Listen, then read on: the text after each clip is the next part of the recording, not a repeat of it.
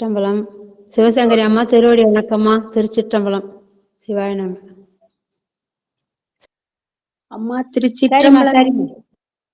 அம்மா திருச்சிற்றம்பலங்கம்மா. திருவடி வணக்கங்கம்மா. அனைத்து அடியார்களையும் வணங்கிக்கிறேங்கம்மா. குணேஸ்வரிமா உங்க திருவடிகளை வணங்கிக்கிறேங்கம்மா. சிவாய நமங்கம்மா. திருச்சிற்றம்பலங்கம்மா.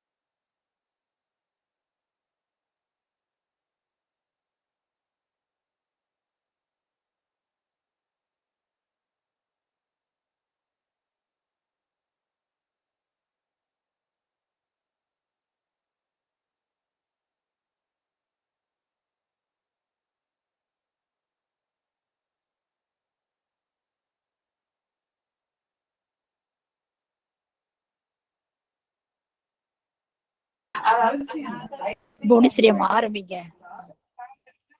புவனேஸ்வரியம்மா திருச்சிற்றம்பலம். தென்னாடுடைய சிவனே போற்றி, எந்நாட்டவர்க்கும் விரைவா போற்றி, காவாய் கனகத்திரளே போற்றி, கைலை மலையானே போற்றி போற்றி, உண்ணாமலை சமேத அண்ணாமலையார் திருவடிகள் போற்றி போற்றி, திருத்தணி முருகப்பெருமான் திருவடிகள் போற்றி போற்றி, சிவகாமி அம்மையுடன் ஒரே தீபஜோதிநாதர் திருவடிகள் போற்றி போற்றி. திருச்சிற்றம்பலம். அனைத்து அடியார்களுக்கும் அடியனுடைய காலை வணக்கம். திருச்சிற்றம்பலம். தெளிவு குருவின் திருமேனி காண்டல், தெளிவு குருவின் திருநாமம் செப்பல், தெளிவு குருவின் திருவார்த்தை கேட்டல், தெளிவு குருவுரு சிந்தித்தல் தானே, தெளிவு குருவுரு சிந்தித்தல் தானே. திருச்சிற்றம்பலம். சிவாய நம. அம்மா இன்னைக்கு இங்க வகுப்பு ஆரம்பிக்கலாமா? திருச்சிற்றம்பலம். மேடை உங்கள் வசம். சிவாய நமம்மா. அனைத்தடியார் திருவடி பணிகிறேன். திருச்சிற்றம்பலம்.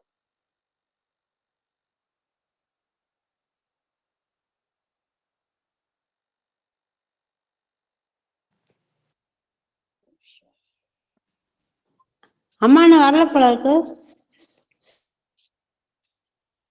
ஓம் நம சிவாய. திருச்சிற்றம்பலம். அனைத்து சீரடியார் பெருமக்களின் அருள் பொற்பாதங்களையும் அன்புடன் பணிந்து போற்றி வணங்குகின்றேன். ஒப்பில்லாத தெய்வ சேக்கிழார் பெருமான் திருவடிகள் போற்றி, எம்பெருமான் கழதிற்றறிவார் நாயனார் பெருமான் திருவடிகள் போற்றி, ஒப்பில் திருத்தொண்ட தொகை சிவனடியார்கள் பெரும் பெருமை விளங்க வேண்டும் என்று தீதிலா திருத்தொண்ட தொகை செய்த சுந்தரமூர்த்தி நாயனார் பெருமானின் ஒப்பில்லாத திருவடி மலர்கள் போற்றி போற்றி. இறைவனுடைய திருவருளாலையும் குருவருளாலையும் எம்பெருமான் கழலிற்று அறிவார் நாயனார் புராணத்தை சிந்தித்து கொண்டிருக்கின்றோம். அதன் தொடர்ச்சி இன்று இறைவன் திருவருளால் தொடர்ந்து சிந்திப்போம் என்று கூறி, பாடல் 121 அதுல இருந்து இன்னைக்கு பார்க்கணும். 121வது பாடல். அதற்கு முன்னாடி சென்ற வகுப்புல என்ன பார்த்தோம் அப்படின்றத ஒரு சிறு முன்னோட்டம் பார்ப்போம்.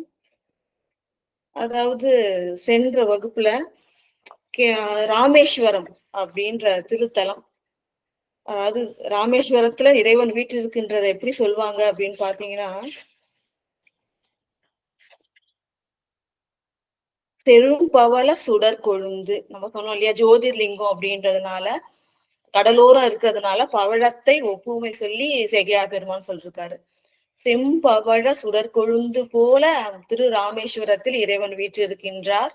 அவருடைய ஒப்பில்லாத அந்த திருக்கோலத்தை கண்டு தரிசித்து மகிழ்ந்து திருப்பதிகம் பாடி, அடுத்தது திருச்சுழியல் அப்படின்ற திருத்தலத்துக்கு நம்பியாரரும் சேரமான் பெருமாள் நாயனாரும் போறாங்க. இந்த திருச்சுழியல் அதோட சிறப்பு என்ன அப்படின்னு பார்த்தோம் அப்படின்னு சொன்னீங்கன்னா, நம்ம கழுதுச்சுழியில் விழாமல் காப்பது. மீண்டும் மீண்டும் வந்து இந்த பிறவிக்கே ஒரு பிறவி எடுத்தா திருப்பி வினைகள் சேர்த்து அடுத்த பிறவிக்கு வழிவகுக்கும். அதனாலதான் அந்த சுழின்னு சொன்னாங்க. மீண்டும் மீண்டும் பிறவிக்கே அழுத்தும் அப்படின்னு சொல்லிட்டு அந்த கருச்சுழியில் விழாமல் காப்பவர். இருள் சுழி, அதாவது இருள் போன்ற திருகண்டத்தினை உடையவர். காரணம் ஆலகால நஞ்சினை உலக மக்கள் எல்லாம், உலக உயிர்கள், சர்வலோக உயிர்களும் உய்ய வேண்டும்னு சுவாமி வந்து தன்னோட திருமிடற்றில் அடக்கினார். அத்தகைய இருள் சுழியும் மிடற்றாரை திருசுழியலில் கண்டு வணங்குகின்றார்கள். கண்டு வணங்கி ஊனாய் உயிர் என்னும் பாமலர் புனைந்தார். நம்மலாம் வந்து பூமலர் புனைவோம் இறைவனுக்கு. அவங்கெல்லாம் அடியார் பெருமக்கள் எல்லாரும் வந்து பாமலர் புனைந்து வாழ்த்தி வணங்கினார்கள் அப்படின்னு சொல்லிட்டு பார்த்தோம்.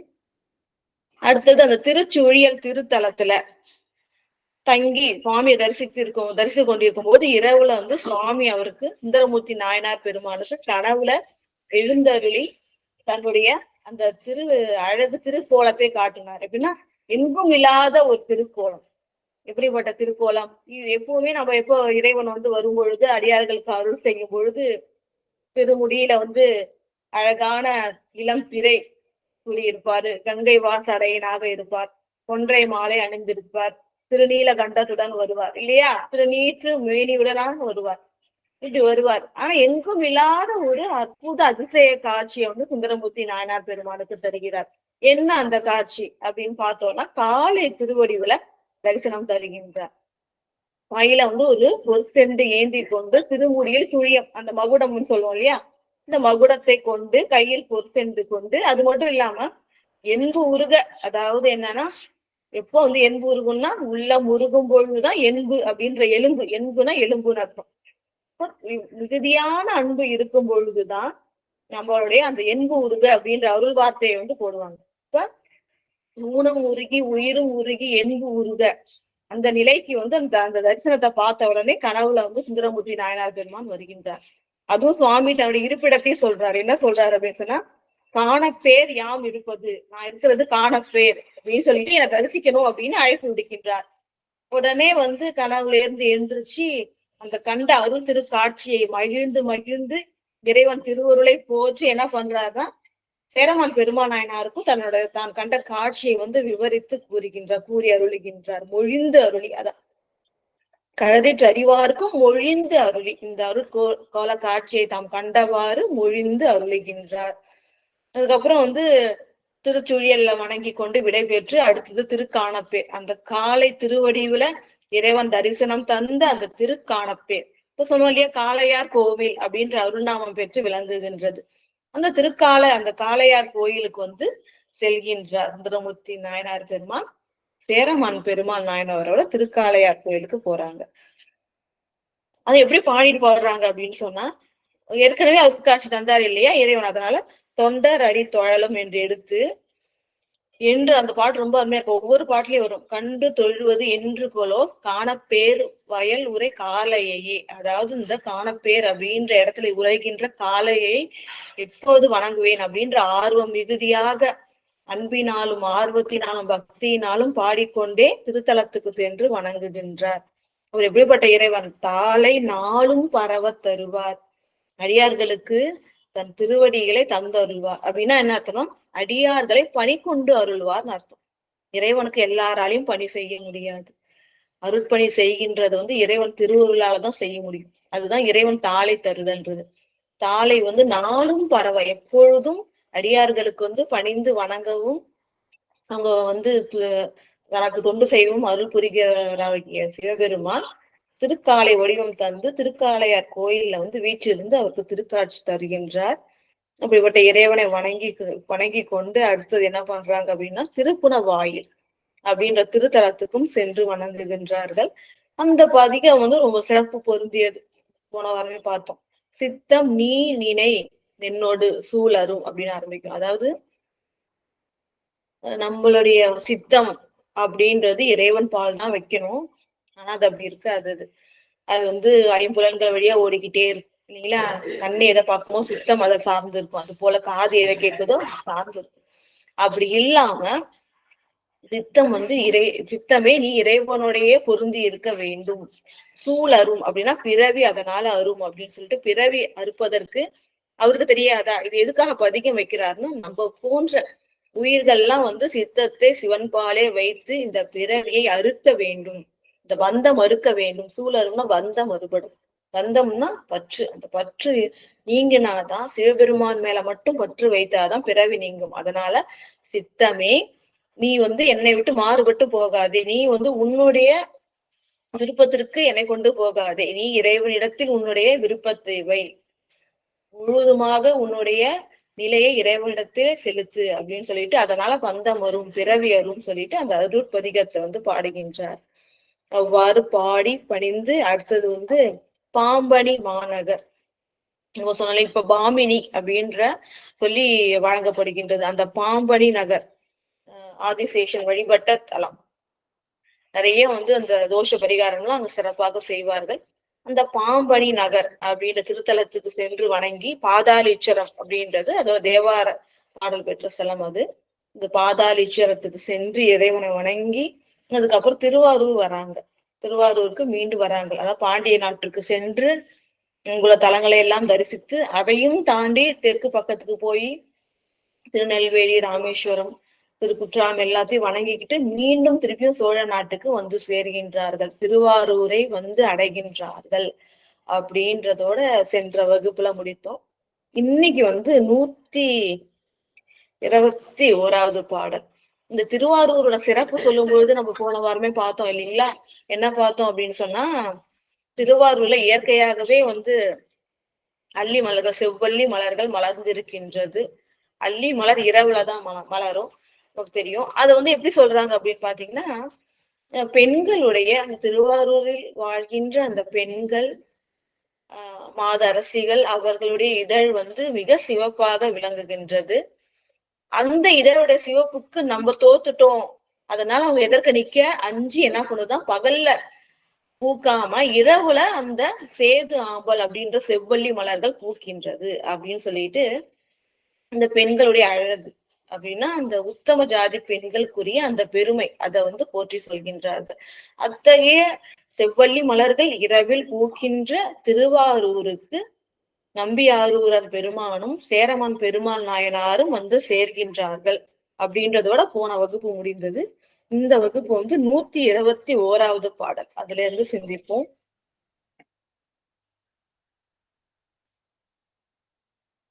திருநாவலூர் வேந்தர் சேரர் குல வேந்தருடன் வருவாரை திருவாரூர் வாழ்வார்கள் எதிர்கொள்ள தருகாதல் உடன் வணங்கி தம்பெருமான் கோயிலின் உள் பெருகு ஆர்வத்தோடு விரும்பும் பெரும் பேறு பெற புகுந்தார்.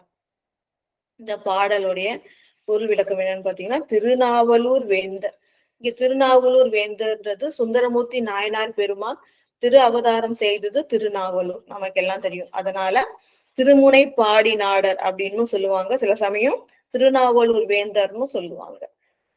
அது போல திருவாரூர் மன்னர்னு சொல்லுவாங்க. அப்படிப்பட்ட சுந்தரமூர்த்தி நாயனார் பெருமானும் திருநாவலூர் வேந்தரும் சேரர் குல வேந்தர். சேரர்களும் கேரள நாடாகிய மலை நாடாகிய இந்த சேர நாட்டுடைய தலைவராகிய களரீற்றறிவர் நாயனார் பெருமான் இருவரும் உடனே 2 பேரும் சேர்ந்து வருவாரை திருவாரூருக்கு வராங்க. அவங்கள வந்து திருவாரூர் வாழ்வார்கள் எதிர்கொள்ள, திருவாரூர்ல இருந்து சென்று வணங்கி கொண்டு திருப்பி திருவாரூருக்கு வருகின்றார்கள். அப்ப ஒப்பில்லாத ஒரு பேரரசும் இறைவனுக்கே தொண்டரும் தோழரும் ஆகிய அடியார்கள் வருகின்றார்கள் சொல்லிட்டு அவங்களுக்கு அந்த மரியாதையும் பக்தியும் செலுத்தணும்ன்றதுனால திருவாரூரில் உள்ளவர்கள் எல்லாரும் எதிர்கொள்ள, அது ஒரு சிறப்பு பார்க்கணும். வாழ்வார்கள் எதிர்கொள்ள, இந்த வார்த்தை என்ன அர்த்தம் அப்படின்னு சொன்னா, திருவாரூரில் வாழ்கின்றவர்கள் எதிர்கொண்டு வணங்குகின்றார்கள் ஒரு அர்த்தமும் எடுத்துக்கலாம். இன்னொன்னு வாழ்வார்கள்னா யார் யாரெல்லாம் வணங்குனாங்களோ அவங்க எல்லாம் வாழ்வு எய்தினார்கள், பெருவாழ்வு எய்தினார்கள் அர்த்தம். அடியார் பெருமக்களை யார் யாரெல்லாம் அன்போடு எதிர்கொண்டு வணங்கி மகிழ்கின்றார்களோ திருவாரூர்ல அவர்கள் எல்லாம் வாழ்வை பெற்றார்கள். அதனால்தான் திருவாரூர் வாழ்வார்கள். வாழ்வார்கள் எல்லாரும் இவங்களை எதிர்கொண்டு வணங்கி மகிழ்கின்றார்கள். வாழ்வார்கள் எதிர்கொள்ள தருகாதல் உடன் வணங்கி. அடியார்கள் பெருமை அதுதானே. அடியார்கள் வணங்கினா மற்ற அடியார்கள் உடனே வணங்குதல் தான் அடியார்களுடைய மரபு இல்லையா. இப்ப திருவாரூர் வாழ்வார்கள் எல்லாரும் இவங்களை வரவேற்று என்ன பண்றாங்க, வணங்குகின்றார்கள். வணங்கின உடனே இவங்களும் என்ன பண்றாங்க, பேரமான் பெருமாள் நாயனாரும் சுந்தரமூர்த்தி நாயனார் பெருமானும் அவங்களை வணங்கின உடனே இவர்களும் எதிர் வணங்குகின்றார்கள், மறுபடியும் வணங்குகின்றார்கள். வணங்கி தம் பெருமான் கோயிலின் உள் இல்லையா. அடியார்கள் செய்கை என்ன, எந்த ஒரு ஊர்ல இருந்து போயிட்டு தன்னுடைய ஊருக்கு திரும்பி வந்தாலும் முதல்ல சிவஸ்தலம் சென்று இறைவனை தரிசித்து விட்டுதான் தன்னுடைய வீட்டுக்கே போவாங்க இல்லையா. இது போல அடியார்களை எதிர்கொள்ள அவங்களை வணங்கி தம் பெருமான், தம்முடைய பெருமான் ஆகிய சிவபெருமான் கோயிலின் புற்றிடம் கொண்ட திருப்பூங்கோயில் அப்படின்ற திருவாரூர் கோயிலுக்கு சென்று ஆலயத்துக்கு உள் சென்று பெருகு ஆர்வத்தோடு விரும்பும் பெரும் பேரு பெற புகுந்தார். ஆர்வத்தோடு போறாங்க. ஏன்னா அன்பு இருக்கிறவங்களுக்கு தான் அந்த ஆர்வம் இருக்கும். அதனால பெருகு ஆர்வம், அந்த ஆர்வம் மேலும் மேலும் பெருகி கொண்டே இருக்கின்றது. அன்பு மேலும் மேலும் பெருகி கொண்டே இருக்கின்றது. அந்த அன்போடு ஒரு பெரும் பேர் பெறுவதற்காக செல்கின்றார்களாம். என்ன பேர்னா இங்க தரிசனம் தான். அவங்களுக்கு தரிசனம் காண்பதே பெரும் பேர். அதை தவிர அவங்க வேற எதுவும் வேண்டது இல்லை. காரணம் அவங்களுக்கு என்ன வேணுமோ அதை இறைவன் தந்து வருவார். அதனால அவங்களுக்கு இந்த தனி விருப்பமும் இருக்காது. உங்களோட விருப்பம் எல்லாம் இறைவனை கண்டு தரிசித்து மகிழ வேண்டும். அப்ப அந்த பெருகு விருப்பத்தோடு அந்த விருப்பத்தோடு போறாங்க. அது என்ன விருப்பம்னா இறைவனை தரிசிக்க வேண்டும்னு. அப்படி போய் தரிசித்து பெரும் பேரு பெற்றார்கள் அப்படின்னு சொல்லிட்டு சேக்கிழார் பெருமான் திருப்பி அவங்க திருவாரூர் வந்து அணைந்த செய்தியை சொல்றாங்க. திருவாரூர் வந்து அணைந்தார், திருவாரூர் வந்து சேர்கின்றார்கள். அடுத்து 122வது பாடல். வாசமலர் கொன்றையார் மகிழ் கோயில் வளம் கொண்டு நேசமுற முன் இறைஞ்சி நெடும்பொழுது எலாம் பரவி ஏசரவால் திருப்பதிகம் எடுத்து ஏத்தி எழுந்து அருளால் பாசவினை தொடக்க அறுப்பார் பயில் கோயில் பணிந்து அணைவார். இப்ப இறைவனை தரிசிக்க வேண்டும், அதுவே நமக்கு பெரும் பேரு நினைத்து என்ன பண்றாங்க, கோயிலுக்குள் புகுகின்றார்கள். எப்படி இறைவனை தரிசித்தார்கள் அத சேக்கிழார் பெருமாள் சொல்றார் பாருங்க. வாசமலர் கொன்றையார் மகிழ் கோயில் வளம் கொண்டு. நமக்கு தெரியும் சுவாமி தன்னுடைய திருமுடியில பிரணவ புஷ்பம் அப்படின்னு சொல்கின்ற அந்த பொன்னிறமான கொன்றை மலர், ஓம் அப்படின்ற பிரணவ வடிவம் கொண்ட கொன்றை மாலையை திருமுடியில் அணிந்திருப்பார் இல்லையா. அது இந்த வாசம் மிகுந்த, ஏன்னா சுவாமி திருமுடியில சூடி இருக்கிறது வாசம் குறையாது, எப்பவுமே வாடாது. அது போல அந்த வாச மலர், அந்த கொன்றை, அதை திருமுடியில் சூடி இருக்கின்ற இறைவன் அவர் மகிழ்ந்து உரைகின்ற கோயில் வளம் கொண்டு. நம்ம நிறைய இடத்துல பார்த்திருக்கோம். அடியார் பெருமக்கள் திருக்கோயிலுக்குள்ளார் சென்ற உடனே முதல்ல கோயிலை வளமாக வணங்குவார்கள். வளமாக அதுக்கப்புறம் இறைவன் திருமுன் விழுந்து வணங்குவார்கள். பஞ்சாங்கமாகவும் அஷ்டாங்கமாகவும் விழுந்து வணங்கிதான் அப்புறம் உள்ளார சென்று இறைவனை தரிசிப்பார்கள். இதுதான் மரபு இல்லையா. அது போல முதல்ல என்ன பண்றாங்கன்னா வாச மலராகிய கொன்றை மலரை சூடிய சிவபெருமானின் திருக்கோயில் மகிழ்ந்து உரைகின்ற, அதுதான் இறைவன் மகிழ்ந்து உரைகின்ற திருக்கோயில் வளமாக வணங்கி வளம் கொண்டு நேசம் உற முன் இறைஞ்சி, அன்போடு முன் இறைஞ்சி திருவடியில விழுந்து வணங்கி நெடும்பொழுது எல்லாம் பரவி. அதாவது நெடும்பொழுது எல்லாம் பரவினா இறைவனை எப்படி தரிசிக்கிறாங்க அப்படின்னு சொன்னா, இப்ப திருவாரூர்ல ஒரு வீட்டில் இருக்காருன்னா காலந்தோறும் இறைவனை தரிசிப்பார்கள். ஒரு 6 கால பூஜை நடக்கும் இல்லைங்களா. அந்த 6 கால பூஜைக்கும் அந்தந்த நேரத்துக்கு சென்று அந்த பூஜையினை கண்டு இறைவனை தரிசித்து வணங்குவார்கள். நம்ம எல்லாருக்குமே தெரியும், அந்த ஒவ்வொரு சிவஸ்தலத்திலையும் சிவ ஆகமப்படினா 6 கால பூஜைகள் நடக்கணும். அது என்னென்ன பூஜைகள் அப்படின்னு பாத்தீங்கன்னா, விடிய காலை அது நடக்கிற அந்த பூஜை 6 மணிக்கு செய்யறது உஷத்கால பூஜை அப்படின்னு சொல்லுவோம், விடிய காலம்பர. அடுத்தது காலையில ஒரு 8 மணி அந்த வாக்குல நடக்கின்ற பூஜை காலசந்தி பூஜை அப்படின்னு சொல்லுவோம். அடுத்தது மதியம் 12 இல்லைன்னா 1 மணிக்கு 12 மணிக்கு செய்கின்ற அந்த பூஜை, சிவபெருமானுக்கு செய்கின்ற பூஜையை உச்சி கால பூஜை அப்படின்னு சொல்லிட்டு சொல்லுவோம். அப்புறம் நடை அடைச்சிடுவாங்க. சாயந்தரம் ஒரு 4 மணிக்கோ 5 மணிக்கோ திறந்து அந்த சாயரட்சைன்னு சொல்லுவாங்க. சூரியன் மறையும் சாயும் வேலையில சாயரட்சை அப்படின்ற அந்த பூஜை சிறப்பாக செய்யப்படும். அது 6 மணிக்கு. அதுக்கப்புறம் ஒரு 8 மணிக்கே பாத்தீங்கன்னா 2ஆம் கால பூஜை, சாயரட்சையிலே 2ஆம் கால பூஜை அப்படின்னு சொல்லிட்டு நடக்கும். அதுக்கப்புறம் வந்து திருக்கோயில் அடைக்கும் பொழுது அர்த்தஜாம பூஜை, இரவு வந்து 10 மணிக்கு வந்து அர்த்தஜாம பூஜை. இப்ப 6 பூஜைகள் சிவபெருமானுக்கு நித்தமும் நடக்க வேண்டும். அதாவது காலையில உஷத்கால பூஜை, அப்புறம் கால சந்தி பூஜை, அப்புறம் நண்பகல்ல வந்து உச்சிக்கால பூஜை, சாயங்காலம் வந்து சாயரட்சை பூஜை, அதுக்கப்புறம் 2ஆம் கால பூஜை, அர்த்தஜாம பூஜை. இதெல்லாம் முறையே 6 கால பூஜைகளும் சரியாக வந்து தலத்துக்கு வந்து இறைவனுடைய பூஜைகளை தரிசித்து மகிழ்கின்றார்கள் அப்படின்னு சொல்லிட்டு அடியார்களுடைய செய்கையை சொல்றாங்க. அவ்வாறு நெடும் பொழுது எல்லாம் பரவி 6 கால பூஜைகள் என்ன பண்றாங்க, தவறாது இறைவனை போற்றி வணங்கி துதித்து ஏசரவா திருப்பதிகம் எடுத்து ஏற்று. இங்க ஏசரவுன்னா என்னன்னா அன்பு, ஒப்பில்லாத அன்பும் பக்தியும் நம்பி ஆரூரர் பெருமான் இறைவன் பால் வச்சிருக்காரு. ஆனா இப்ப இறைவனை பிரிஞ்சு போயிட்டு வந்திருக்காரு இல்லைங்களா. இப்ப இறைவனை வந்து அன்புடையவர்கள் மேல ரொம்ப அன்புடையவர்களை பிரிஞ்சிருந்தாலும் பிரிஞ்சா எவ்வளவு ஒரு ஏக்கம் வரும், அதுதான் ஏசரவுன்னு சொல்லுவோம். அன்புடையவர்களை பிரிந்திருந்தால் வருகின்ற அந்த அன்பின் ஏக்கம், அதுதான் ஏசரவு. இவ்வளவு நாள் பிரிஞ்சு இருந்து இப்ப இறைவனை தரிசிக்கிறதுனால அந்த ஏக்கத்தோட இறைவனை வந்து திருப்பதிகம் பரவி பாடுகின்றார். ஏசரவால் திருப்பதிகம் எடுத்து ஏத்தி இறைவனுடைய பெருமைகளை எல்லாம் போற்றி வணங்கி எழுந்த அருளால் பாசவினை தொடக்க அறுப்பார் பயில் கோயில் பணிந்து அணைவார். இறைவனுடைய பெருமைகள் எல்லாம் போற்றி வணங்கி துதித்து, ஏன்னா பதிகத்துல பாத்துக்கணும் இல்லையா. பதிகத்துல என்ன பண்றாங்கன்னா இறைவனுடைய பெருமைகள் எல்லாம் போற்றி வணங்குகின்றாங்க. இப்ப இறைவனுடைய பெருமைகளை எல்லாம் போற்றி வணங்கி பாசவினை தொடக்க அறுப்பார் பயில் கோயில். இப்படி இறைவனை பாடுகின்றார்களே அடியார் பெருமக்கள், அந்த இறைவன் எப்படிப்பட்டவன் அப்படின்னு பாத்தீங்கன்னா பாசவினை தொடக்கு அறுப்பார் கோயில். அதாவது நம்ம எல்லாம் பந்தப்படுத்தி இருக்கிறதுனாலதான் பாசம்னாலே கயிறுன்னு அர்த்தம் இல்லைங்களா. இந்த வினைகள் நம்மள கட்டி போட்டு, நல்வினை செய்தாலும் தீவினை செய்தாலும் அதற்குரிய பலனை உயிர்கள் அனுபவித்தே ஆக வேண்டும். அப்ப என்ன ஆகும், அந்த வினையை வந்து துய்ப்பதற்காகவே பிறவி எடுத்துக்கொண்டே வருகிறது, துன்பத்துல உழன்று கொண்டே இருக்கின்றது. இப்ப அந்த பாச வினைகளை அறுக்கக்கூடியவர் சிவபரம்பொருள் மட்டும்தான். திருவாரூர் பெருமானுடைய பெருமை எப்படி சொல்றாங்க பாருங்க. பாச வினை தொடக்க அறுப்பார், தொடர்ந்து வந்து கொண்டே இருக்கின்றது. அது அப்படியே அடியோடு அறுப்பவர் யாருன்னா நம்முடைய சிவபெருமான் தான். அறுத்தாதான் இறைவன் திருவடியை சேர முடியும். அந்த பாச வினையின் தொடக்கினை அறுப்பாராகிய சிவபெருமான் பயில் கோயில், பயில்னா தங்கி இருக்கும். இறைவன் எப்பொழுதும் வீற்றிருக்கின்ற திருவாரூர் கோயிலை வளமாக வந்து இறைஞ்சி அன்போடு என்ன பண்ற, இறைவன் பெருமைகளை எல்லாம் துதித்து போற்றி காலந்தோறும் வணங்கி பாசவினை தொடக்க அறுப்பாராகிய இறைவனின் திருவருள் பெற்று பணிந்து அணைவார். வணங்கிட்டு வராங்க, வெளில வராங்க. அடுத்தது வந்து திருக்கோயில தரிசனம் பண்ணியாச்சு. அடுத்தது அவங்களோட வீட்டுக்கு திரு மாளிகைக்கு எழுந்தருளும் போது எப்படி வந்து வரவேற்றார்கள், அடியார் பெருமக்களை வந்து எவ்வாறு வரவேற்றார்கள் அப்படின்றது அடுத்த பாடல்ல சேக்கிழார் பெருமாள் சொல்றாங்க. 123வது பாடல்.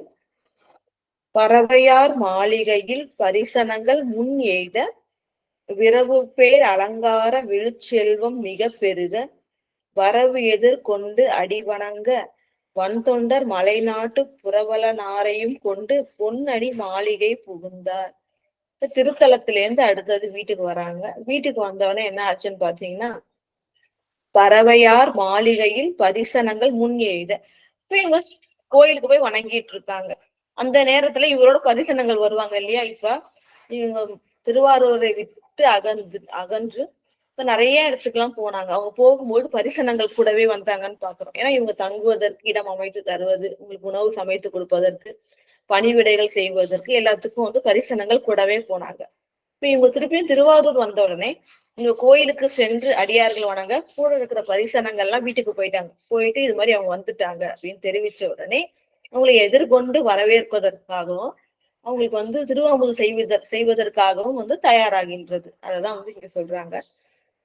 பறவையார் மாளிகையில் பரிசனங்கள் முன் எய்த, அடியார் பெருமக்கள் இறைவனை வணங்கி கொண்டு வருவதற்கு முன்பாகவே பரிசனங்கள் சென்று முன்னாடி வந்து அடியார் பெருமக்கள் வந்ததை தெரிவிக்கின்றார்கள். முன் எய்த விரவு பேர் அலங்கார விழுச்செல்வம் மிக பெருக.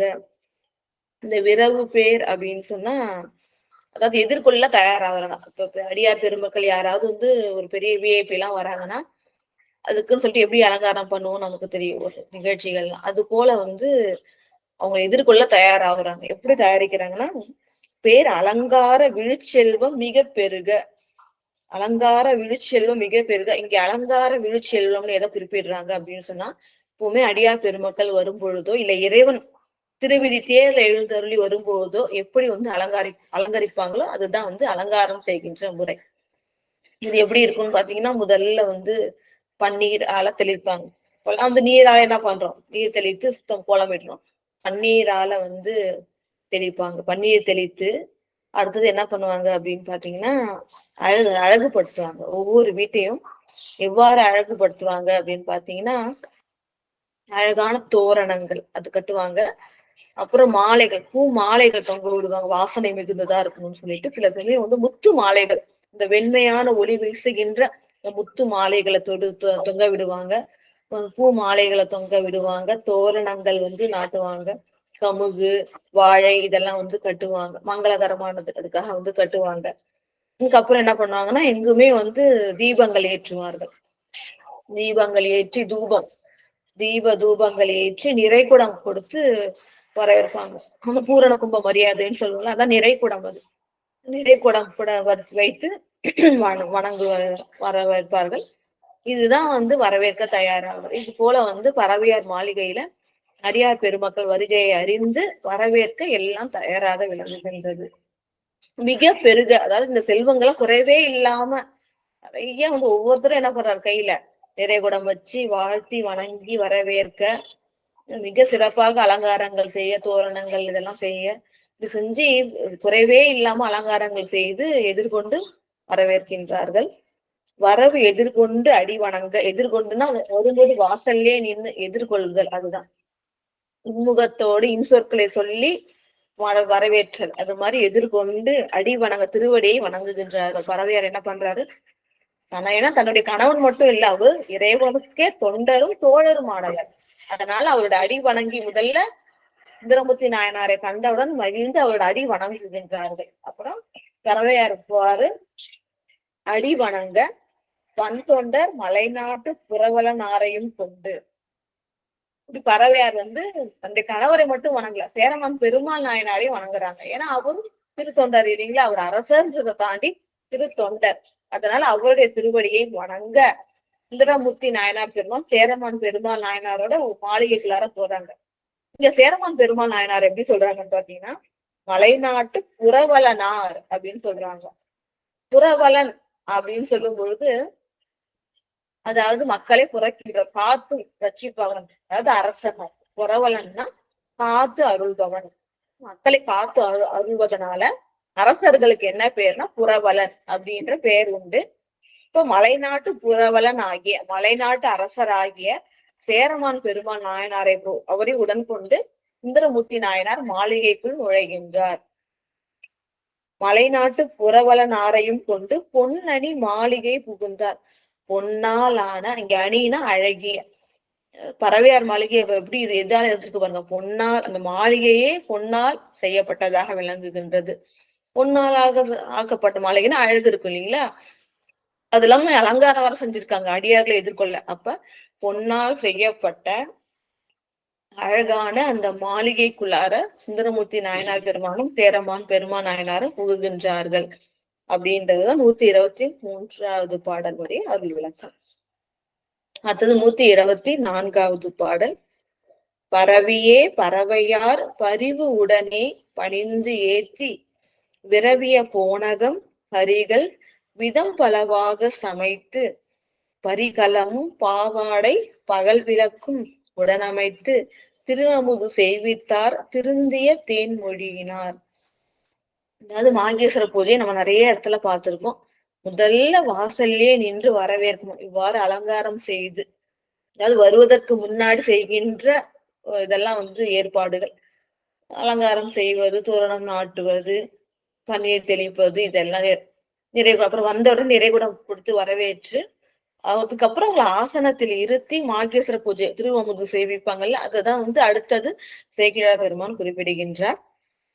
பரவியே பறவையார் பரிவு உடனே பணிந்து ஏத்தி அவர்களை போற்றி பறவையாராகிய சுந்தரமூர்த்தி நாயனாருடைய துணைவியார் என்ன பண்றாங்கன்னா பரிவுடனே, பரிவுனா அன்புடனே பணிந்து ஏத்தி 2 பேரோட திருவடிகளை வணங்கி அவர்களை புகழ்ச்சி மொழிகளால் போற்றி, இறைவன் எப்படி போற்றோமோ அடியார் பெருமக்களுடைய பெருமையையும் சொல்லி போற்றோம். அதனால போற்றி விரவிய போனகம் கரிகள் விதம் பலவாக சமைத்து. இந்த விரவிய போனகம் அப்படின்றது என்ன சொல்றாங்க, போனகம்னா உணவு. அதாவது அந்த காலத்துல வந்து சிறப்பா என்ன செய்வாங்க அப்படின்னு பாத்தீங்கன்னா, நிறைய சர்க்கரை, நெய், பாசி பருப்பு, மிளகு இதெல்லாம் சேர்ந்து வந்து சித்திரன்னம் அப்படின்னு ஒரு சிறப்பான ஒரு வகை அன்னத்தை படைப்பாங்க நெய்வேத்தியமா. அந்த அன்னத்தை வந்து நம்ம சக்கரை பொங்கல் மாதிரி வச்சுக்கோங்களேன். அந்த சிறப்பான அந்த ஒரு அன்னத்தை வந்து தயாரித்து, அது மட்டும் இல்லாம கறிகள் விதம் பலவாக, காய்கறிகள் எல்லாத்தையும் வந்து விதவிதமா சமைக்கிறாங்க. அவியல் கொஞ்சம், பொரியல் கொஞ்சம், கூட்டு கொஞ்சம், மசியல் கொஞ்சம் அப்படின்னு சொல்லிட்டு விதவிதமாக கறிகள் எல்லாவற்றையும் வந்து பல விதமாக சமைக்கின்றார்கள். நமக்கே தெரியும், இளையான்குடி மாறநாயனார் அருள் வரலாற்றுல பார்ப்போம். உணவுகள் வந்து 6 சுவை. அடியார் பெருமக்களுக்கு திருவமுது செய்விக்கிறது சிறந்த வகை எப்படின்னா, 6 சுவையிலையும் உணவு வகைகள் இருக்கணும். அந்த உணவு வகை 4 வகையா இருக்கணும். எப்படி உணவு 4 முறையில சாப்பிடுவோம். உண்ணப்படுவது, தின்னப்படுவது, நக்கப்படுவது, பருகப்படுவது அப்படின்னு சொல்லிட்டு. உண்ணப்படுவதுன்னா சாப்பாடுலாம் ஊன்றோம் இல்லையா அது. தின்னப்படுவது அப்படின்னு சொன்னா அப்பளம் போல நொறுக்கி சாப்பிடுறது, அப்பளம் முறுக்கெல்லாம் சாப்பிடுறது போல வந்து தின்னப்படுவது. நக்கப்படுவதுன்னா இந்த ஊறுகாய் போல நக்கப்படுவது. பருகப்படுவதுன்னா பாயசம் போல இருக்கும், பழச்சாறு, பாயசம் இதெல்லாம் பருகப்படுவது. இப்ப இந்த மாதிரி 4 வகையில, இந்த 6 சுவையிலையும் 4 திறத்திலையும் உணவுகள் வந்து படைக்க வேண்டும். அதுதான் சிறப்பு. அது போல இந்த 4 திறத்திலையும் விதவிதமாக காய்கறிகள்லாம் பலவாக பல விதத்திலையும் சமைத்து பறவையார் வந்து வணங்குகின்றார்கள். பல விதமாக சமைத்து பக்குவப்படுத்தி சமைத்து பரிகலமும் பாவாடை பகல் விளக்கு உடன் அமைத்து. அதாவது என்ன தட்டு, பரிகலம்னா தட்டு, வட்டமான தட்டு. அடியார் பெருமக்கள் உணவு அருந்துவதற்காக மட்டுமே அதை வச்சிருப்பாங்க. அது போல தட்டு. இங்க பாவாடை அப்படின்றது துணி, டைனிங் கிளாத்ன்னு சொல்லுவோம் இல்லைங்களா, அடியில துணி. அப்ப வந்து ஒரு ஆசனத்துல ஒரு துணி, ஒரு தூய்மையான துணியை பரப்பி அதுக்கு மேல என்ன பண்றாங்க, அந்த பரிகலம் ஆகி அந்த தட்டை வச்சு பகல் விளக்கும். அது வெளிச்சமாதான் இருக்கு, இருந்தாலும் அது வந்து ஒரு மரியாதை போல ஒரு அழகுக்காகவும் ஒரு விளக்கு, பகல் விளக்கு ஏற்றி உடன் அமைத்து திருவமுது செய்வித்தார். பல வகையாக சமைத்த அந்த கறிகளை எல்லாற்றையும் வந்து படைத்து திருவமுது செய்வித்தார். அடியார்களுக்கு உணவிடும் பொழுது அது திருவமுதாகிறது இல்லையா. இறைவனுக்கும் அடியார்களுக்கும் அது வந்து பரியாது, அவங்களுக்காக அது படைக்கப்படும் பொழுது அது திருவமுது ஆகின்றது. அந்த திருவமுது செய்வித்தார். திருந்திய தேன்மொழியினார். தேன் போன்ற மொழியினை உடையவர்கள். ஏன் திருந்தியன்னு சொல்றதுனால, அடியார்களுக்கு திருவமுது செய்விக்கிறதுனால திருத்தம் பெற்றவர், திருத்தம் பெற்றார். அப்ப பாருங்க, நம்மளோட குற்றமெல்லாம் அறிந்தும் அறியாமலும் தெரிந்தும் தெரியாமலும் செய்த குற்றங்கள் நீங்கி திருந்திய தன்மை கொண்டவர்களாக இருக்கணும்னா அடியார் பெருமக்களுக்கு திருவமுது செய்வித்தல் வேண்டும் அப்படின்றதா இல்ல ஒரு உட்கருத்து இல்லை. சேக்கிழார் பெரும், ஏன்னா பறவையாரே என்ன பண்ணிருக்காங்க, சுந்தரமூர்த்தி நாயனாருடைய மனையாளாக இருந்தும் அடியார் பெருமக்களுக்கு திருவமுது செய்வித்ததுனால என்ன கொண்டு எப்படி குறிப்பிட்டிருக்காங்க, திருந்து தேன்மொழியினார், திருத்தம் பெற்ற இனிய மொழிகளை உடையவராக விளங்குகின்றார் பறவையார் அப்படின்னு சொல்லிட்டு மாகேஸ்வர பூஜையோட சிறப்பை வந்து போற்றி சொல்றாங்க. அடுத்தது 125வது பாடல். மங்களமாம் பூசணைகள் பறவையார் செய்ய மகிழ்ந்து தங்கி இனிது அமர்கின்றார் தம்பிரான் கோயிலின் உள் பொங்கு பெரும் காலமெல்லாம் புக்கு இறஞ்சி புறத்து அணைந்து நங்கள் பிரான் அருள் மறவா நல் விளையாட்டினை நயந்தார். இப்போ ஊருக்கு வந்த உடனே சிவஸ்தலம் சென்று வணங்கியாச்சு. அடுத்தது வீட்டுக்கு போயாச்சு. வீட்டுக்கு சென்ற பூசைகளை எதிர்கொண்டு ஏற்று திருவமுதும் செய்தாயிற்று. முதல்ல பார்த்தோம், முதல்ல இதெல்லாம் திருவமுதும் முடிச்ச உடனே என்ன பண்ணாங்கன்னா கையில பூசிக்க அந்த சந்தனம் எல்லாம் கொடுப்பாங்க. அப்புறம் மலர் மாலைகள் வாடி இருக்கும் மாத்திரத்துக்கு கொடுப்பாங்க. அப்புறம் வந்து பஞ்ச வாசத்துடன் இந்த அடைக்காய் அமுது கொடுப்பாங்க இல்லையா, 5 வாசனை பொருட்களோட சேர்ந்து அந்த வெத்தலை பாக்கு தாம்பூலம் அதெல்லாம் கொடுப்பாங்க அப்படின்றதெல்லாம் பார்த்தோம். அது போல அந்த உபச்சாரங்கள், அதுதான் மங்களமாம் பூசணைகள். உணவு திருப்பி அது கொடுக்க வேணான்றதுக்காக அந்த ஒரு வார்த்தையை மட்டும் போட்டுட்டாங்க. மங்களமாம் பூசனைகள், மாகேஸ்வர பூசனைகள் மிக சிறப்பாக பறவையார் வந்து செய்கின்றார். செய்து பறவையார் செய்ய மகிழ்ந்து, இவ்வாறு பறவையார் செய்ய அதை மகிழ்ந்து அடியார் பெருமக்கள் ஏற்கின்றார்கள். ஏற்று தங்கி இனிது அமர்கின்றார். அப்படி தங்கி இருக்கிறாங்க திருவாரூர்ல. காலம் பொழுதும் என்ன பண்ணாங்க, நம்ம சொன்னது போல 6 காலத்துல என்ன பண்றாங்க, விவஸ்தலங்கள் தோறும். ஏன் வந்து மணி அடிக்கிறாங்கன்னா காரணம் அது. அதாவது மக்கள் எல்லாரும் அந்த நேரத்துக்கு சுவாமியை வந்து தரிசித்து திருவருள் பெற வேண்டும் அப்படின்றதுக்காகத்தான் வந்து மணி அடித்து மக்களையும் அழைத்து திருவருள் பெற வேண்டும்னு அழைப்பது. அப்ப அது போல காலம் பெற என்ன பண்றாங்க, 6 கால பூஜைகளிலும் கலந்து இறைவனை வணங்கி மகிழ்ந்து அங்க தங்கி இருக்கின்ற நாள்ல என்ன ஆகுது அப்படின்னு பார்த்தீங்கன்னா, தங்கி இனிது அமர்கின்றார். தம்பிரான் கோயிலின், நம்ம சொன்னோம் இல்லையா, சிவபெருமான் தான் தம்பிரான்னு சொல்லுவோம். தனக்கு மேல் ஒரு தலைவன் இல்லாதவர், தனக்குத்தானே பிரானாய் உள்ளவர். இறைவனுக்கு நிகர் அவர் தான். அவருக்கு மேல யாருமே தலைவன் இல்லை. அவருக்கு மேற்பட்ட சக்தி, மேற்பட்ட தெய்வம் யாரும் இல்லை, எதுவும் இல்லை. அதனால்தான் இறைவனை தம்பிரான்னு சொல்றோம். அப்படி ஒப்பில்லாத தம்பிரானாக விளங்குகின்ற இறைவனின் கோயில் உள் பொங்கு பெரும் காலம் எல்லாம் புக்கு இறைஞ்சி, 6 காலத்திலையும் புக்குன்னா உள்ளே புகுந்து, இறைஞ்சினா வணங்கி, புறத்தணைந்து வணங்கி வெளில வந்து என்ன பண்றாங்கன்னா, நங்கள் பிரான் அருள் மறவா நல் விளையாட்டினை நயந்தார். அதாவது என்னன்னா, பொழுதுபோக்கணும்ல. இப்பெல்லாம் நம்மளுக்கு வந்து இப்ப எல்லாம் ஒரு 20 வருடங்களுக்கு முன்னாடி அப்படின்னு பாத்தீங்கன்னா, தொலைக்காட்சி பெட்டி, பெண்களுக்கு பொழுது போகணும் அப்படின்னு சொன்னா அதை வச்சு போகும். இப்ப மாறிடுச்சு. எல்லாருக்கும் வந்து இந்த கைபேசி, செல்போன் தான் உலகமா போயிடுச்சு. அதை வச்சு காலத்தை ஓட்டுறாங்க. அந்த காலத்துல என்ன பண்ணாங்க அப்படின்னு சொல்லும் பொழுது, நிறைய விளையாட்டுகள் வந்து நிகழ்த்தி பொழுதை கழித்தார்கள். அதெல்லாம் தான் வந்து இங்க அடுத்த பாடல்ல பார்க்கும். இறைவனை தரிசித்து கொண்டே இருக்கும்போது மற்ற நேரங்கள்ல அவங்க என்ன பண்ணாங்க அடியார் பெருமக்கள் அப்படின்ற ஒரு செய்கையை போடுறாங்க பாருங்க. என்னென்ன விளையாட்டு விளையாண்டாங்க அப்படின்னு பாத்தீங்கன்னா, இந்த விளையாட்டெல்லாம் பத்தி சொல்லும் போது ஒரு ஒரு குறிப்பும் சொல்றாங்க. அதாவது என்னன்னா, நம்ம சாதாரண மக்கள் அந்த விளையாட்டெல்லாம் விளையாடும் பொழுது அவங்க வந்து பந்தப்படுத்தும். அந்த விளையாட்டு மேல ஒரு பற்று ஈர்ப்பும், ஒரு பாசப்படுத்தும். ஆனா வந்து அடியார் பெருமக்கள் அப்ப இல்ல. அப்ப அதுலயும் கூட என்ன பண்ணுவாங்க, இறைவனுடைய அருளை மறவாதுதான் நினைத்திருப்பார்கள். அதனால அப்படி விளையாட்டை காண்டு மகிழ்வதால் அவர்களை வந்து அந்த பந்தப்படுதல் அவர்களுக்கு நிகழாது அப்படின்னு சொல்றாங்க. அதாவது உலக மக்களை பாச பந்தப்படுத்தும் இந்த விளையாட்டுக்கள் எல்லாம் வந்து விளையாடினாலோ இல்ல கண்ணுற்றாலோ மற்ற உயிர்கள் எல்லாம் என்ன பண்ணும்னா அது வந்து இந்த பாச வினைகளோட பந்தப்படுத்தும். ஆனா அடியார் பெருமக்களுக்கு வந்து பிரான் அருள் மறவா நிலை, எல்லாத்துலயும் இறைவனை தான் பார்ப்பாங்க. இப்ப வந்து ஒண்ணும் இல்லை, இப்ப ஆட்டுக்கடா ஒரு சண்டை நடக்குதுன்னா அப்ப சொல்லுவாங்க, ஆட்டுக்கடா நடக்குது, இது வந்து முருகனுடைய வாகனம் இல்லையா அப்படின்னு. அப்பயும் அவங்களுக்கு அந்த நினைவுதான் வரும் இல்லைங்களா. இப்ப அழகான ஒரு ஒரு பூவை பாக்குறாங்க அப்படின்னா இது என்ன தோணும், இது இறைவனுக்கு சாத்தினா இப்படி இருக்கும். அப்ப எல்லா செயல்களையும் இறைவனை தான் பார்ப்பாங்க. அவங்க அருள் செய்கை எல்லாத்துலயும் இறைவனை தான் பார்ப்பாங்க. அதனால அருள் மறவா விளையாட்டு, இந்த விளையாட்டை கண்டு மகிழ்ந்தாலும் இறைவனுடைய திருவுருளை தான் எல்லாத்துலயும் பார்ப்பாங்க. அதனால அடியார் பெருமக்களை அது பாசப்படுத்துவது இல்லை, பிணிப்பதில்லை அப்படின்னு சொல்லிட்டு சொல்றாங்க.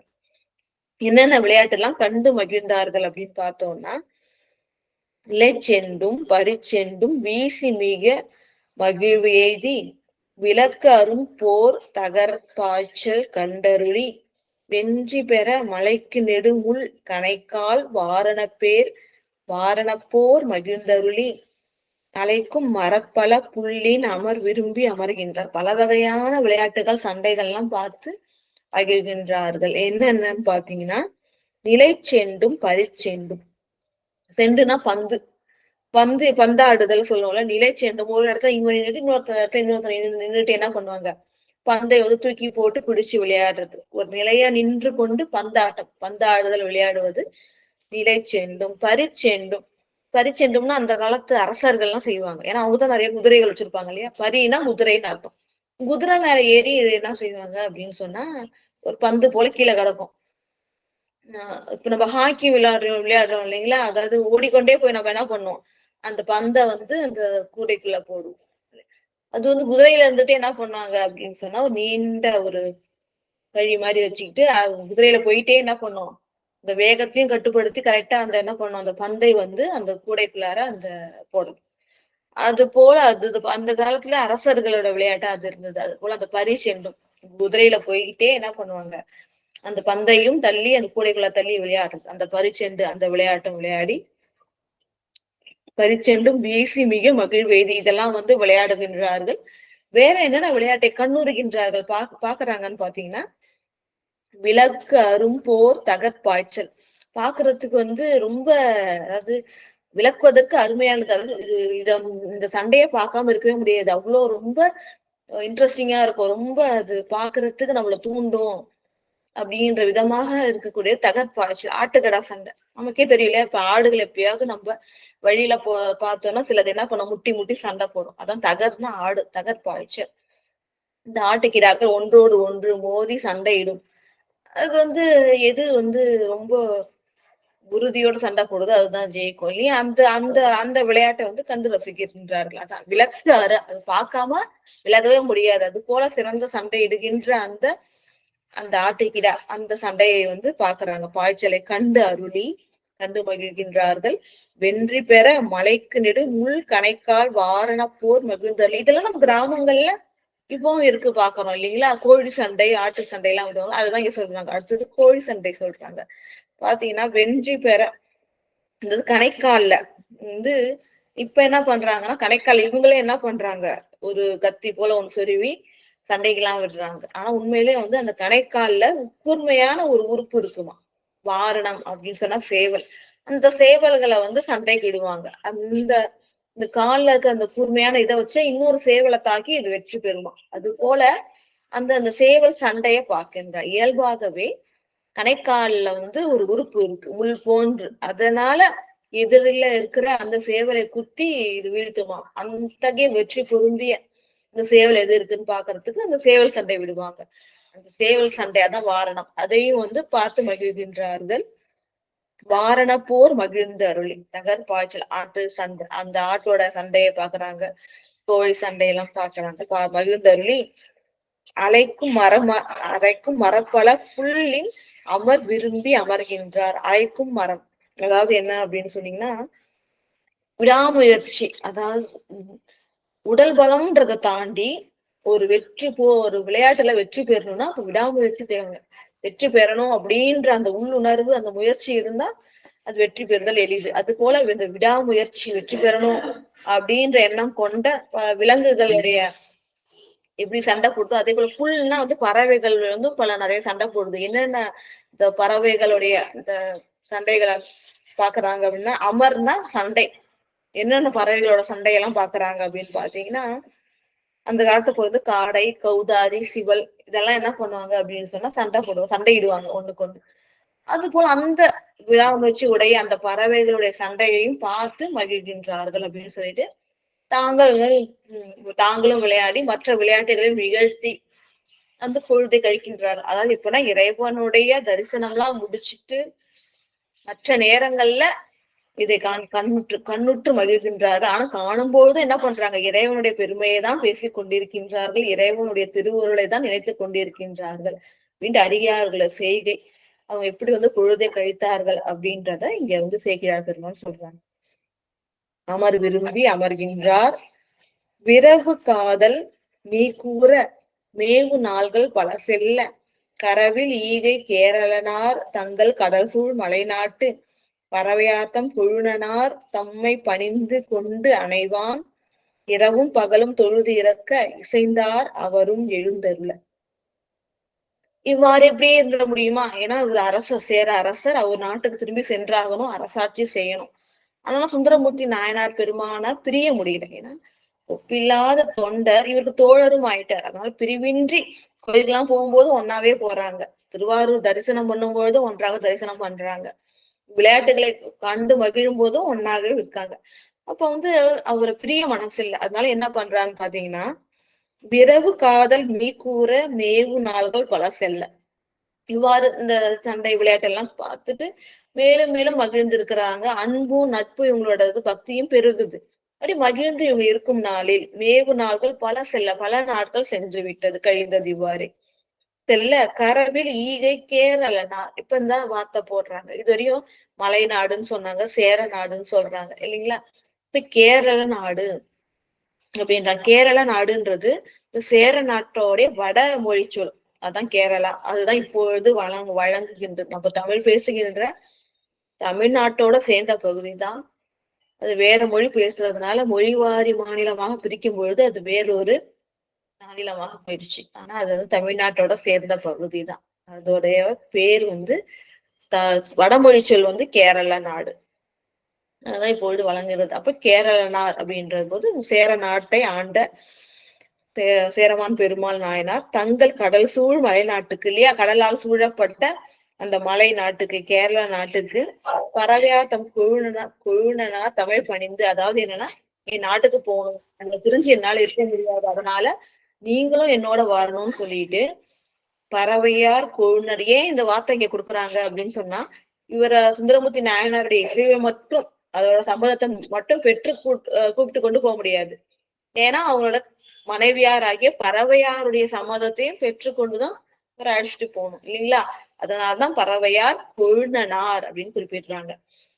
பறவையார்ட்டையும் சம்மதம் வாங்கணும். ஏன்னா இத்தனை நாள் பிரிஞ்சு கணவனை இருக்கணும், இவரை கூட்டிட்டு போறார். அதனால பறவையார் கொழுனனர் ஆகிய சுந்தரமூர்த்தி நாயனார் சுவாமிகளை வந்து தம்மை பணிந்து கொண்டுனா அவரையும் கொண்டு அணைவான், அவரையும் கூப்பிட்டுக்கிட்டு சேர நாட்டுக்கு போகணும் அப்படின்னு சொல்லிட்டு சேரமான் பெருமாள் நாயனார் மிகவும் விரும்புகின்றார்.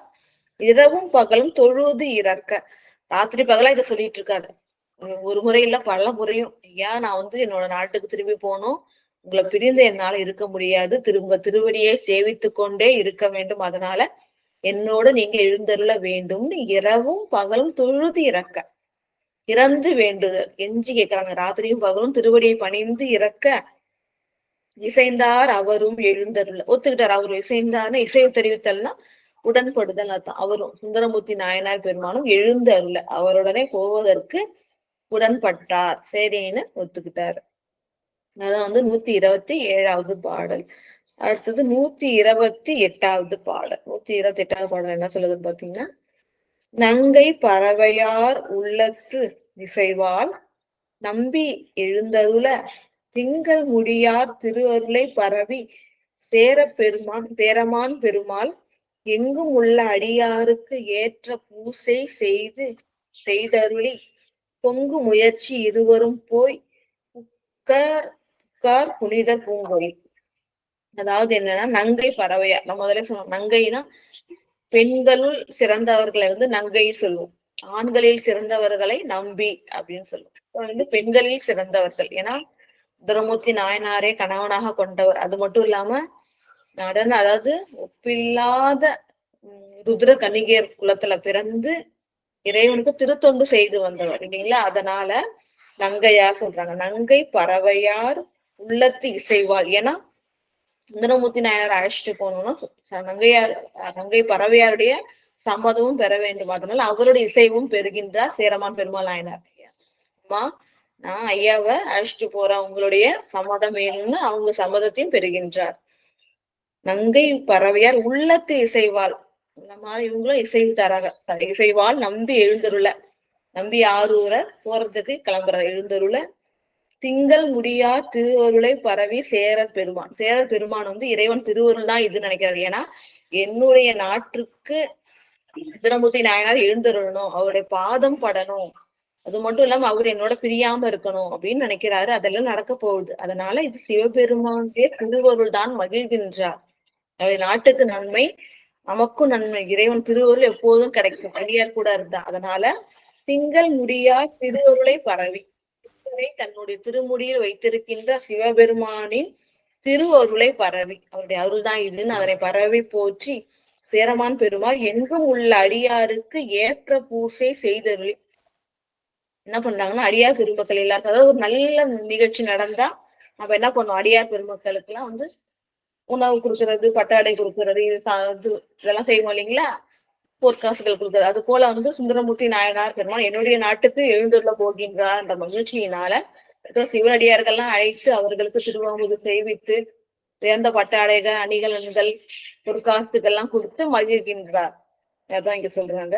எங்கும் உள்ள அடியாருக்கு ஏற்ற பூசை செய்தருளி, அன்போடு வணங்கி வேண்டுபவற்றையெல்லாம் கொடுத்து அந்த பூசை செய்தருளி பொங்கு முயற்சி இருவரும் போய் புக்கார் புனிதர் பூங்கோயில். அன்போடு என்ன பண்றாங்க, நம்ம முதல்ல பார்த்தோம், வெளியூருக்கு போகும்போதும் அந்த ஊர்ல இருக்கிற சுவாமியை வணங்கி திரு அருள் பெற்று விடை பெற்று கொண்டுதான் போகணும். அதே போல இப்ப இவங்க கேரளா நாடு போக போறாங்க. அப்ப நம்ம திருவாரூர் கோயிலுக்கு போய் இறைவனுடைய இசைவு பெற்று திருவருளும் பெற்றுதான் போகணும். அப்ப அதனால கோயிலுக்கு வேற போறாங்க. இருவரும் போய் புக்கார்னா உள்ளார புகுகின்றார்கள். புனிதர் பூங்கோயில். திருவாரூரை பூங்கோயில்னு சொல்லுவோம் இல்லைங்களா? இந்த குளத்தை கூட கமலாலய குளம் அப்படின்னு சொல்லுவோம். நிறைய முறை சொல்லியிருக்கேன். ஏன் பூங்கோயில் அப்படின்ற திருநாமம் வந்திருக்கு அப்படின்னு சொன்னா, எல்லா உயிர்களுக்கும் இதயம் இருக்கு இல்லையா? இதயம் இருந்தாதான் உயிர் வாழ முடியும். இந்த இதயம் பாத்தீங்கன்னா ஒரு பூ போல இருக்கும். எல்லாருக்குமே இதயம் பாத்தீங்கன்னா ஒரு பூ வடிவுல இருக்கும் அப்படின்னு சொல்லுவாங்க. தாமரை வடிவத்துல, தாமரை மொட்டு வடிவத்துல இருக்கும் அப்படின்னு சொல்லுவாங்க. அது போல இந்த உலகம், அது பெண்ணுன்னு சொல்லுவோம் இல்லையா? இந்த உலக மங்கை, அவளுக்கு ஒரு இதயம் இருக்கு. அந்த இதயம் எங்க இருக்கு அப்படின்னு சொன்னா திருவாரூர்ல இருக்கு. அதனாலதான் திருவாரூர்ல என்ன சொல்ற, பூங்கோயில். உலகத்துக்கே இதயமாக விளங்குவது திருவாரூர் திருக்கோயில். அதனாலதான் அந்த உலகத்துக்கு இதயமானது அந்த பூ வடிவுல இருக்கு. அதனால பூங்கோயில் சொல்றாங்க அப்படின்னு சொல்லுவாங்க சிறப்பாக. அந்த பூங்கோயில்ல வீற்றிருக்கின்ற இறைவன் புனிதர் அப்படின்னு சொல்லுவாங்க. ஏன் புனிதர் அப்படின்னு சொன்னா, இயல்பாகவே பாசங்களில் இருந்து நீங்கியவர்.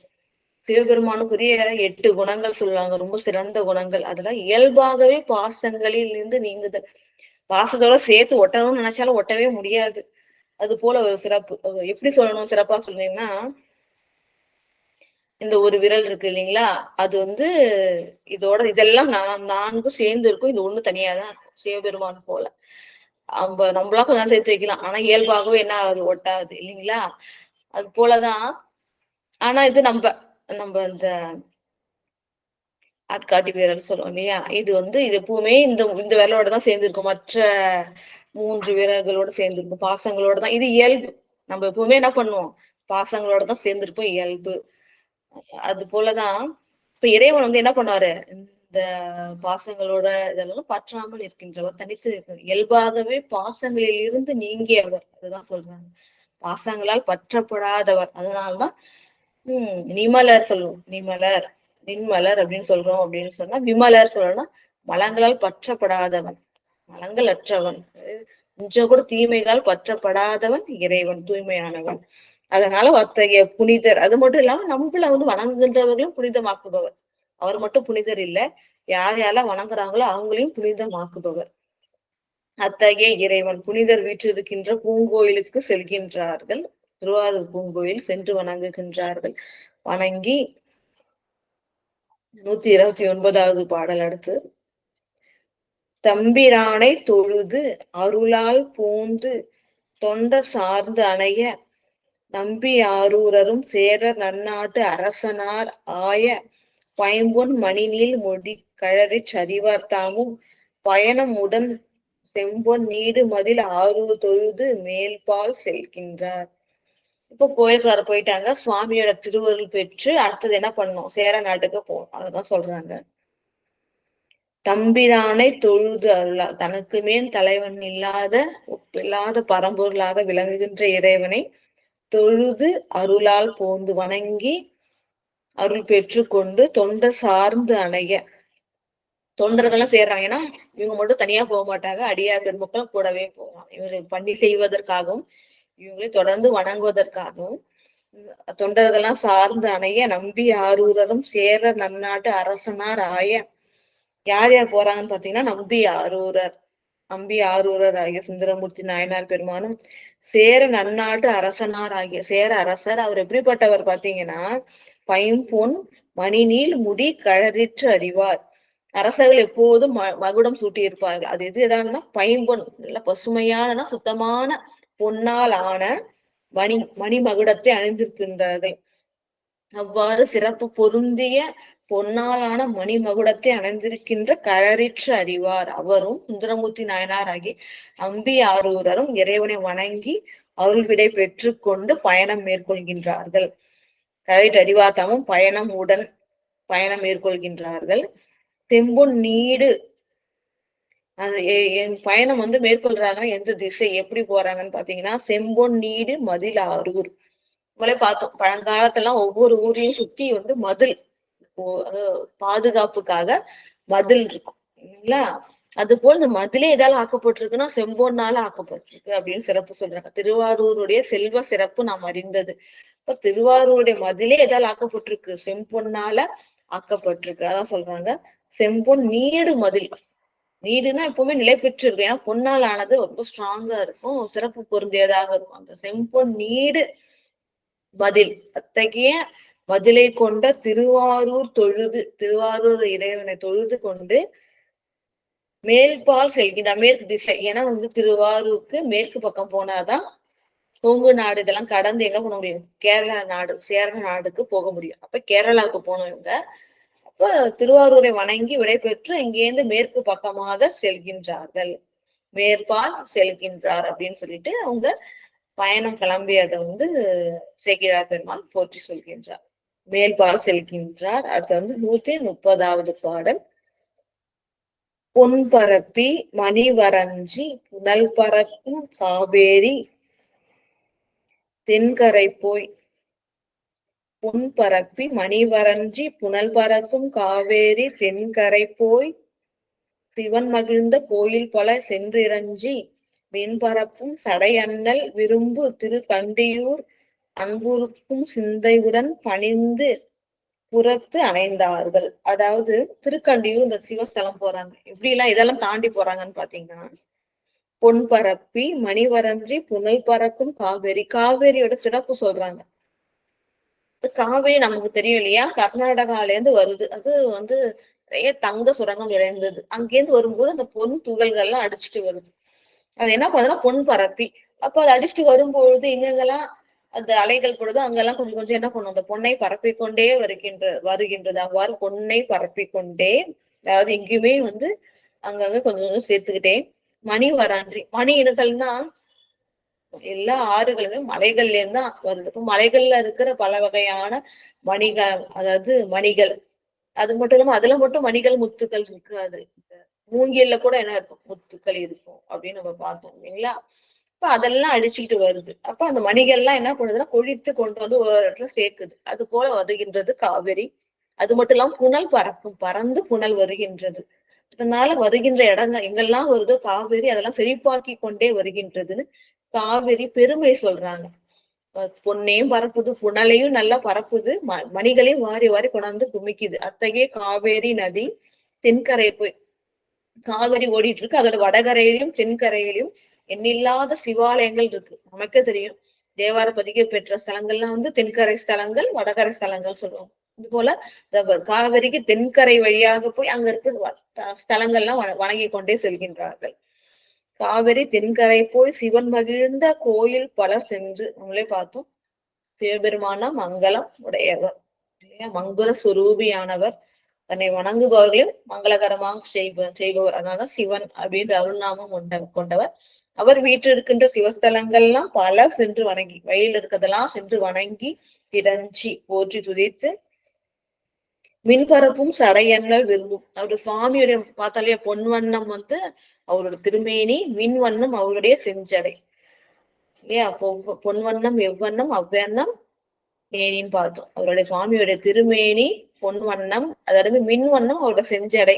இப்போ அது போல மின்னல் போன்ற ஒளியை பரப்புகின்ற அந்த சடை செஞ்சடை உடைய அண்ணலாகிய சிவபெருமான் வீற்றிருக்கின்ற திருக்கண்டியூர் அப்படின்ற சிவஸ்தலத்துக்கு செல்கின்றார்கள். சென்று அன்பு உருக்கும் சிந்தையுடன் பணிந்து புறத்து அணைந்தார்கள். திருக்கண்டியூர் சென்று அன்பு உருக்கும் சிந்தையுடன், சிவஸ்தலங்கள் தோறும் சென்று எப்படி வணங்குனாங்க அடியார்கள்? அன்போடதான் வணங்குவாங்க. இப்படி வந்து சிந்தை உருகுகின்ற அளவுக்கு அன்பு பெருக அதனோடு பணிந்து புறத்து அணைந்தார்கள். இந்த திருக்கண்டியூருடைய சிறப்பு எல்லாருக்குமே தெரியும். பிரம்மனின் சிரம் கொய்தது. சுவாமி என்ன பண்றாரு? பிரம்மானுடைய சிரம் கொய்ததுனால பிரம்ம சிர கண்டீஸ்வரர் அப்படின்னு பேரு. ஏன் நமக்கே தெரியும் பிரம்மன் வந்து அகங்காரத்தினால தானே பெரியவன். நம்மகிட்ட தான் எல்லாமே உருவாகுது. நம்மதான் எல்லாவற்றுக்கும் காரணகர்த்தான் தவறாக நினைத்து கொண்டு என்ன பண்றாரு? ஆணவம் கொண்டு சுவாமி அவரோட 5 முகம் இருக்கு. முதல்ல 5 முகத்துல ஒரு முகம் சுவாமி, 4 முகம் போற்றி வணங்க ஒரு முகம் மட்டும் என்ன பண்ணுது? சுவாமியை ஊஷித்து கொண்டே இருக்கின்றது. அதாவது கெட்ட சொல்லால சொல்லி அவரை இகழ்ந்து கொண்டிருக்கின்றது.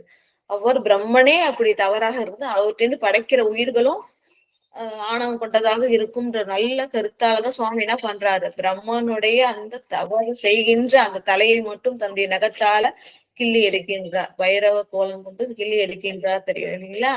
பிரம்மன் வந்து அகங்காரம் நீங்க பெற்றான். அந்த பிரம்மன் கிள்ளி அந்த தலம் வந்து திருக்கண்டியூர் அப்படின்னு விளங்குகின்றது.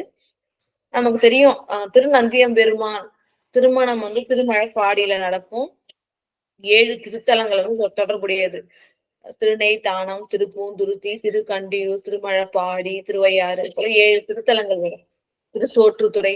திருமணத்துக்கு வந்து பூந்துருத்தி பூக்கள்லாம் கொடுத்தது வந்து ஒரு தலம். திருமணத்துக்கு வந்தவங்க எல்லாம் சோறு அந்த உணவு படைத்தது சோற்றுத்துறை.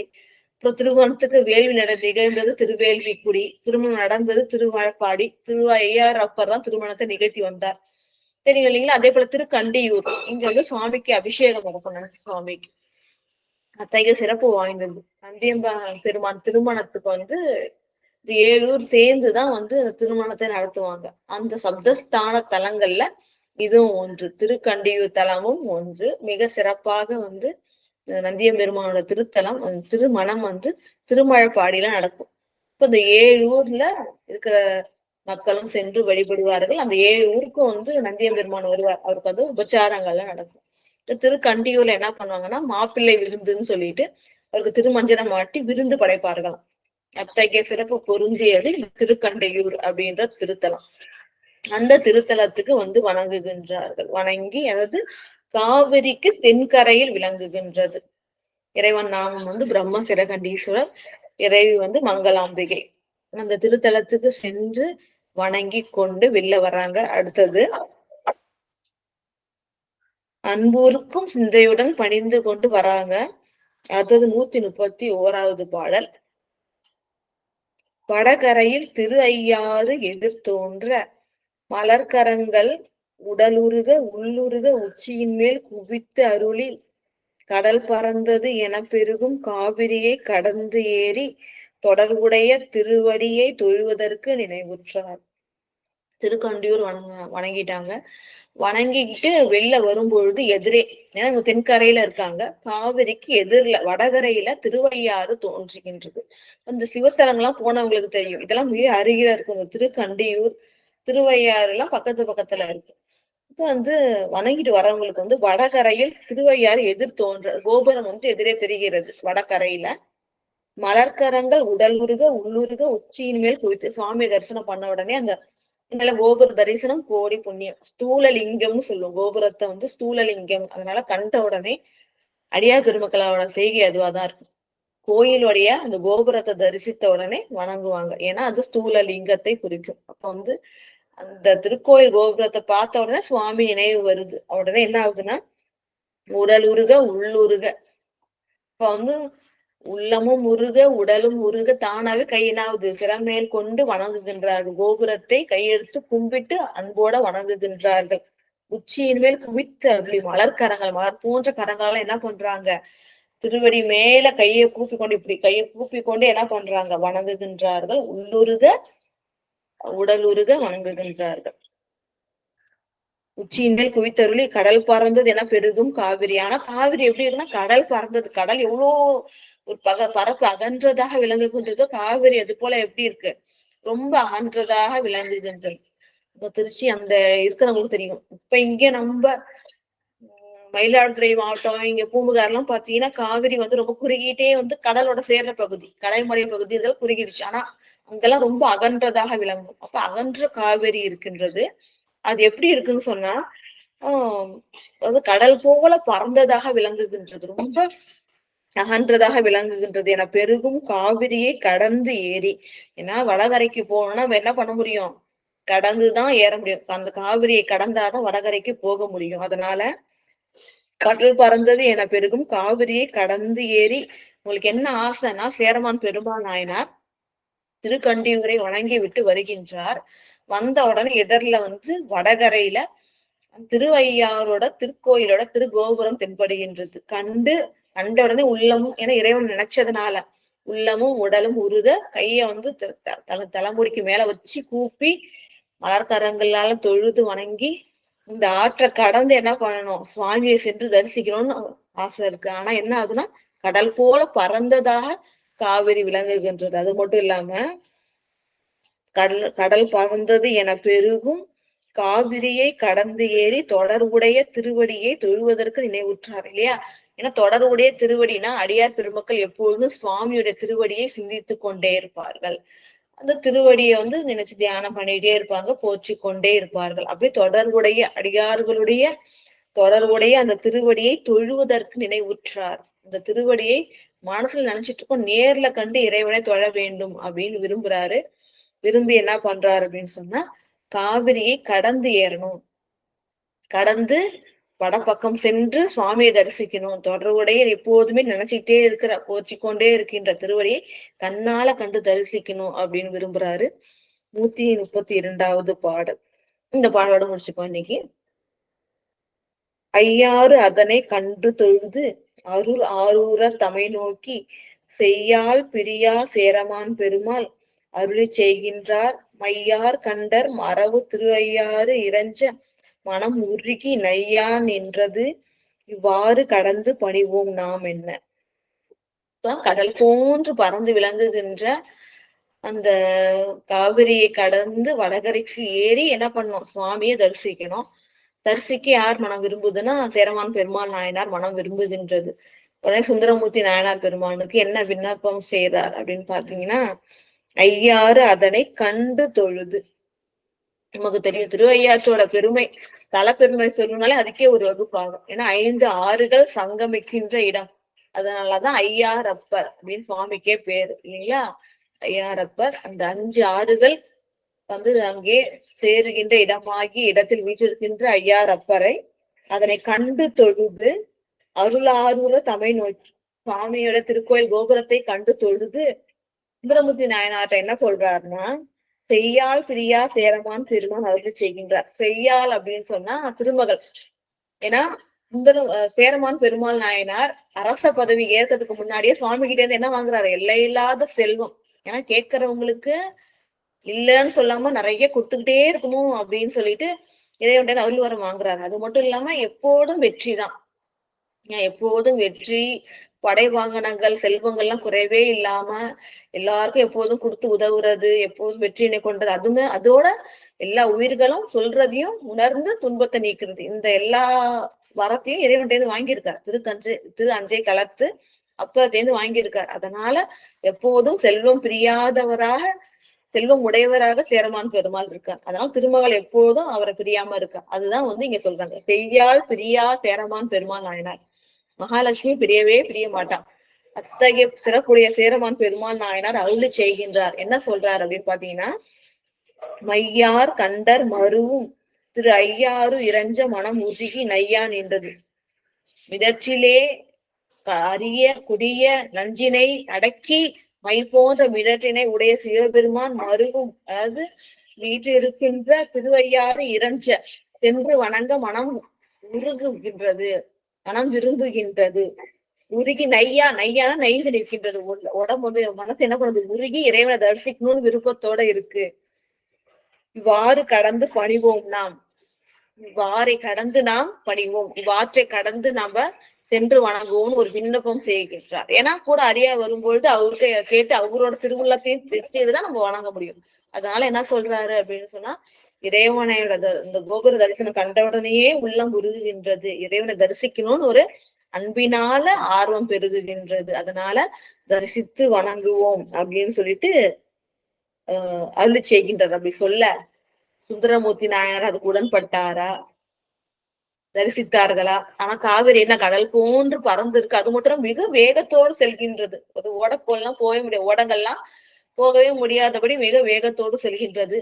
எப்படி ஆனா இறைவனை தரிசித்தார்கள்? ஏன்னா அடியார்கள் தரிசிக்கணும்னு ஆசைப்பட்டா இறைவன் எப்படி இருந்தாலும் அருள் செய்வார். எப்படி தரிசனம் பெற்றார்கள், இறைவனுடைய திருவருள் எவ்வாறு இருந்தது அப்படின்றதெல்லாம் இறைவன் திருவருளால அடுத்த வாரங்களில் சிந்திப்போம் என்று கூறி கேட்டுக்கொண்டிருக்கின்ற புனிதர் பேரவை விதிமுறை உலகினில் விளங்கி வெல்கவே என வாழ்த்தி வணங்கி நிறைவு செய்கின்றேன். நன்றி, வணக்கம். ஓம் நம சிவாய. திருச்சிற்றம்பலம். இந்த தை அமாவாசைன்றதுனால அது நிறைய வேலை இருக்கும். அதனால ஒரு 10 நிமிஷத்துக்குள்ளார அடியார் பெருமக்கள் ஏதேனும் ஒரு ஐயப்பாடு இருந்தாலும் கேட்கலாம் சொல்லி விடைபெறுகிறேன். நன்றி, வணக்கம். ஓம் நம சிவாய. திருச்சிற்றம்பலம்.